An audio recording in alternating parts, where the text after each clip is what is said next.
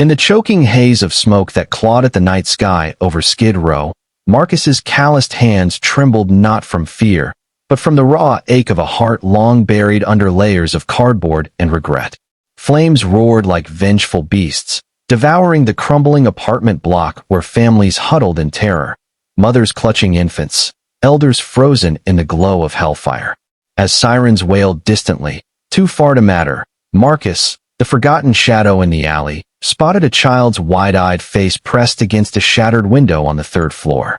Not again. He whispered to the ghosts of his own lost daughter, the words lost in the inferno's howl. Without a second thought, he charged into the blaze, his tattered coat igniting like a banner of defiance, pulling strangers from the jaws of death one by one. Dozens of lives teetering on the edge of oblivion, saved by the hands of a man society had discarded. Marcus had always believed that fire was a thief. It had stolen his home in Afghanistan, turning sand into scorched earth and brothers into memories. Back stateside, it stole his wife in a car wreck on the 101, the twisted metal a cruel echo of IEDs. And his daughter, sweet little Mia, just 6, taken by leukemia's relentless burn from the inside out. That was 5 years ago, or was it 6? Time blurred in the endless cycle of soup lines and storm drains under Los Angeles's glittering sprawl. At 42, Marcus was a ghost haunting Skid Row's veins, ragged beard streaked with gray, eyes hollowed by nights spent whispering apologies to the stars. Poverty wasn't just empty pockets. It was the isolation that gnawed deeper, the way strangers averted their gaze, as if his suffering might contaminate their polished lives. He scavenged by day, dodging the sweeps of blue-uniformed enforcers, and by night, he guarded his spot under the 6th Street Bridge, where the hum of traffic drowned out the echoes of Mia's laughter. That humid September evening in 2025, Marcus was nursing a half-empty bottle of cheap bourbon, his ritual anesthetic, when the acrid tang hit his nostrils. At first, he thought it was another dumpster blaze, the kind lit by desperate souls chasing warmth. But the screams pierced the fog, high-pitched, frantic, laced with the terror of the vulnerable. He stumbled toward the source, the flames already licking the sky from a 5-story tenement on San Pedro Street. The building was a relic of better days, now a warren for the working poor. Immigrant families crammed into moldy units, single moms like Elena Ramirez juggling 2 jobs and 3 kids, elders on fixed incomes praying the rent hike wouldn't come. Elena, 32 and fierce as the desert winds of her Juarez birthplace, had fled an abusive husband 2 years prior, crossing the border with nothing but a backpack and dreams of safety for her children. Sophia, 8 and budding artist. Mateo, 5 and endlessly curious. And baby Lucia, barely 2, with curls like midnight silk. Abandonment had carved lines into Elena's face, deep furrows around eyes that once sparkled with hope. She waitressed at a diner by day, cleaned offices by night, her body a battlefield of exhaustion, her heart a fortress against the loneliness that whispered she wasn't enough. Grief for the family she'd left behind mingled with the isolation of a city that chewed up dreamers. That night, as the fire alarm shrieked, a faulty wire in the basement sparking apocalypse, Elena scooped Lucia into her arms, herding Sophia and Mateo toward the stairwell. Smoke billowed like a tidal wave, turning the concrete jungle into a labyrinth of death. Down on the street, chaos reigned. Tenants poured out in pajamas and panic, coughing up black phlegm, while firefighters battled traffic snarls blocks away. Marcus, propelled by some primal force, spotted the gap, the fire escape, half collapsed from neglect, dangling like a broken promise. He didn't think of glory or gratitude.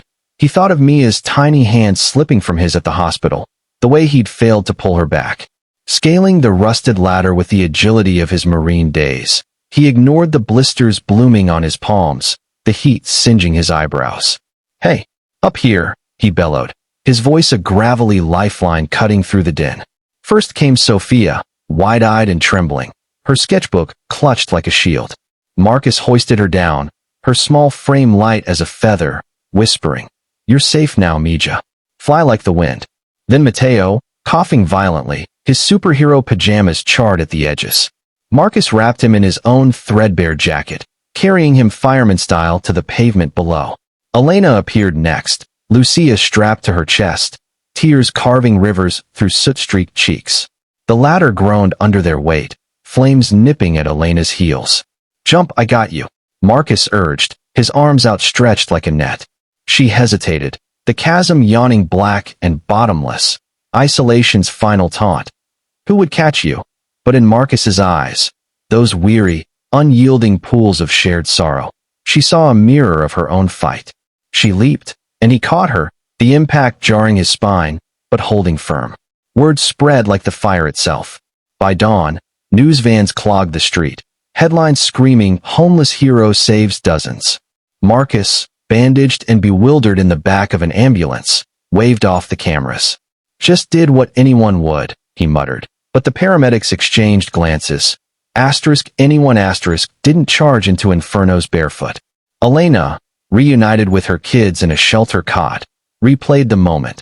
This stranger, reeking of the streets, who'd become their guardian angel. Her own grief surged.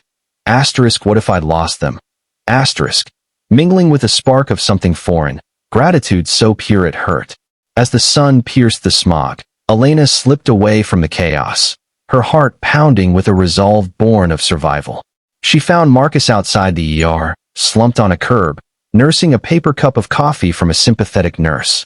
His hands, wrapped in gauze, trembled as he sipped. Poverty's weight pressed on him anew, the hero's glow fading into tomorrow's hunger. "Senor," Elena said softly, kneeling despite her aching knees. "You gave us everything last night. Let me give you something." She pressed a crumpled 20 into his palm, not much from her tip jar, but all she could spare. His eyes widened, surprise cracking the armor of isolation. No one gave without expecting. It was the unspoken rule of the forgotten. "Why?" he rasped, voice thick with unshed tears. "Because your hands held my world," she replied, her voice breaking. "And because I've been where you are, alone in the fire." She didn't know his story, but she felt it, the shared language of loss. For the first time in years, Marcus felt seen, not as a shadow, but as a man. That small bill, warm from her pocket, wasn't money. It was a bridge across the chasm of despair.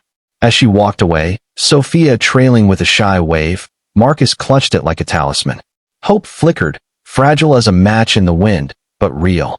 The act of generosity had planted a seed in barren soil, whispering that kindness could bloom even in ashes. Yet struggle loomed. The news cycle churned on, Marcus's face a fleeting meme, hobo hero, before vanishing into viral oblivion. Donations trickled in, enough for a motel room for a week, but bureaucracy's grind awaited. Paperwork for aid, skepticism from caseworkers who saw vagrancy as a choice. Elena, too, faced her battles. The fire had gutted their home, leaving her with eviction notices for a life already teetering. Isolation clawed back, grief a constant shadow. But in quiet moments, they each replayed the night. Marcus's charge into the blaze, Elena's $20 lifeline. Small acts, yes, but they stirred something deeper. A connection waiting to unfurl, transforming embers into enduring light. Weeks blurred into a fragile rhythm for Marcus. The motel room, with its lumpy bed and flickering fluorescent light, felt like a cruel tease, a taste of normalcy snatched from poverty's jaws. He'd pawned the bourbon habit for odd jobs, washing cars in Echo Park, his bandaged hands a badge that drew pity tips. But isolation lingered like smoke, grief a specter in the mirror, eyes that still searched crowds for Mia's bounce. The hero label chafed, it spotlighted his fall, not his fight. Social workers nodded sympathetically, but buried him in forms, their compassion diluted by caseloads. "You're eligible for transitional housing," one said, but the wait list stretched like the 405 at rush hour. Doubt crept in. Was Elena's gift a fluke? Am I still just invisible? Elena fared no better. The fire's aftermath was a bureaucratic inferno. Insurance claims denied for negligent wiring. FEMA ate a labyrinth of red tape. She bunked with a cousin in Boyle Heights, the kids sharing a pull-out couch, their laughter a thin veil over Lucia's nightmares of flames. Abandonment echoed in every late-night shift, her ex's ghost in unanswered calls from a number she'd blocked. Grief for her uprooted life mingled with isolation's chill, friends faded, the diner's boss docking pay for unreliable absences. Yet Marcus haunted her thoughts, not as savior, but as kin in suffering. That $20? It had cost her a meal, but seeing his surprise had cracked her fortress, reminding her that giving healed the giver too. Fate, that sly weaver, tangled their threads at a community center in Little Tokyo. Elena volunteered there on Sundays, her hands sorting donated clothes, her heart seeking purpose amid chaos. Marcus wandered in, drawn by a flyer for free meals, his stomach's growl louder than pride. The room buzzed with the displaced, tattooed vets swapping war stories, moms trading childcare tips, elders murmuring in Tagalog. As Marcus cued, tray in hand, Elena's gasp cut the air. "You," she breathed, abandoning her station to hug him fiercely. Lucia balanced on her hip. Sophia beamed, thrusting a crayon drawing forward, a stick figure hero with a fiery cape. "For you, senor. You're our guardian." Marcus froze, the embrace a jolt to his starved soul. No one touched him without transaction. This was pure, unearned. "Didn't expect this," he stammered, cheeks flushing under the beard. Over styrofoam plates of rice and beans, they talked, halting at first, words stumbling over scars. Elena shared her border crossing, the terror of coyotes and checkpoints, the abandonment when her husband chose bottles over family. "I thought strength meant going alone," she confessed, eyes glistening. Marcus nodded, voice low as he unspooled his own unraveling. Deployments that shattered his faith, the hospital vigil where Mia's hand went cold. Lost her to the burn inside. Fire took everything after. Vulnerability hung between them, heavy yet liberating. For the first time, isolation yielded to understanding, a life-changing connection forged in shared wounds. From that meal bloomed generosity's quiet revolution. Elena, scraping her budget, slipped Marcus job leads, a warehouse gig unloading crates, steady if grueling. He accepted, his marine discipline kicking in, the paychecks stacking like bricks in a new foundation. In return, Marcus showed up at the center, not just for food, but to help. Fixing wobbly tables with scavenged tools, reading to Sophia's after-school group with tales of desert stars. His presence steadied Elena. On nights when grief pinned her down, he'd sit on the stoop with Lucia, humming lullabies Mia loved, his gravelly baritone a balm. "Your family now," Elena said one evening, as rain pattered on the tin roof. Marcus, tears tracing clean paths through grime, whispered, "Never thought I'd hear that again." But hope's path twisted through struggle. Marcus's warehouse boss, eyeing his record, cut hours amid a slowdown, poverty's whip cracking anew. Elena's cousin, strained by the extra mouths, hinted at limits, isolation's shadow lengthening. Doubt tested them. Can kindness outlast the grind? Yet in the center's garden, a patch of stubborn tomatoes amid concrete, they toiled side by side, hands in soil, dreaming aloud. Sophia's drawings papered Marcus's locker, Mateo's questions drawing laughs from his silence. Lucia's first steps? Toward his open arms. Full circle came unannounced, a month before Thanksgiving. Elena's cousin suffered a stroke, the household fracturing. With no buffer, eviction loomed, ironic echo of the fire's theft.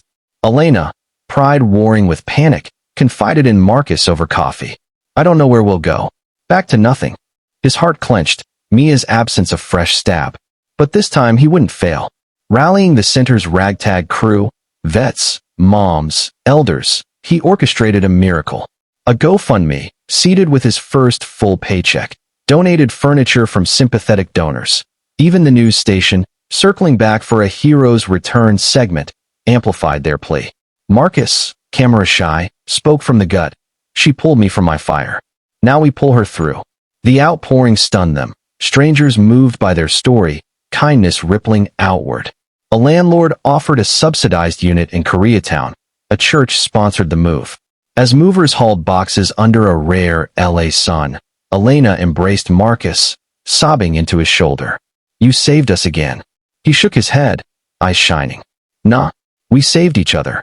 In that moment, poverty's chains loosened, grief softened to gratitude, isolation banished by bonds unbreakable.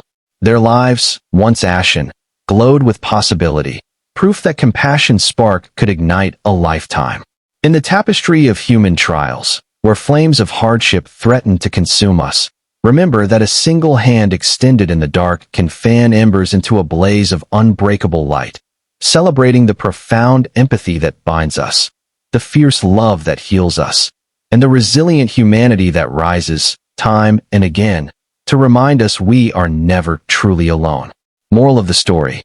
In the crucible of suffering, one act of kindness ignites a chain of compassion that not only mends the broken, but reveals the hero within us all.